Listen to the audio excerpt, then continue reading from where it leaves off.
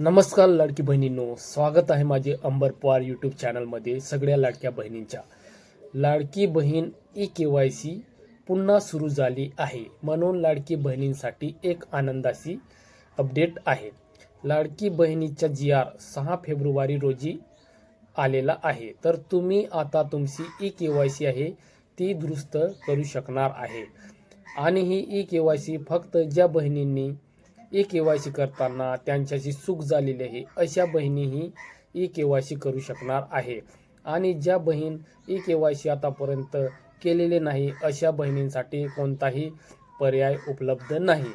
म्हणून जसंही ज्या बहिणींची KYC आतापर्यंत झालेली नाही अशा बहिणींच्या जर पर्याय उपलब्ध आला की तुम्हाला या चॅनलवर व्हिडिओ भेटून जाणार आहे. तर थोडे दिवस तुम्हाला थांबावे लागणार आहे. जसंही नवीन अपडेट येणार तर माझ्या चॅनलवर व्हिडिओ येऊन जाणार आहे.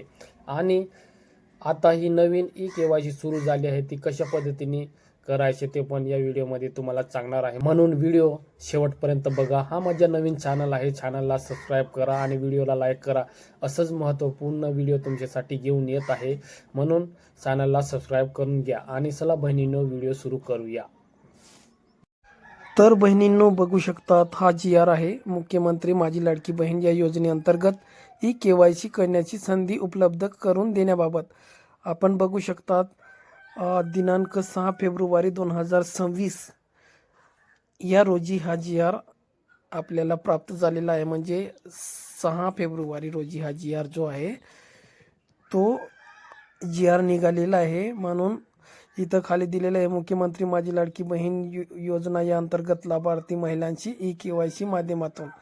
तर 31/12/2025 पर्यंत आपल्याला मुदत दिली होती KYC करण्यासाठी, पण काही महिलांची चूक झालेली आहे म्हणून हा GR दुरुस्ती करण्यासाठी निघालेला आहे.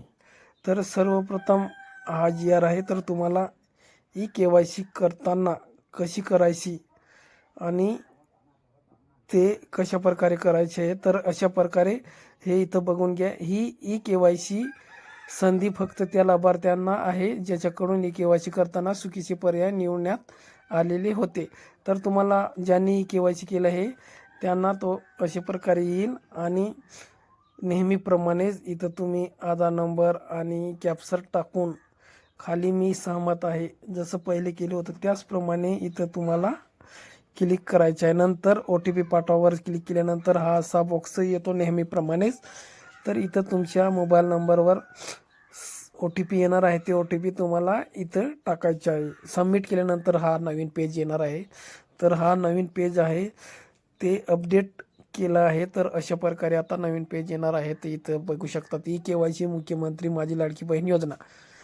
माझ्या कुटुंबातील सदस्य नियमित कायम कर्मचारी म्हणून सरकारी विभाग, उपक्रम मंडळ, भारत सरकार किंवा राज्य सरकारच्या स्थानिक संस्थेमध्ये कार्यरत आहे किंवा नाही.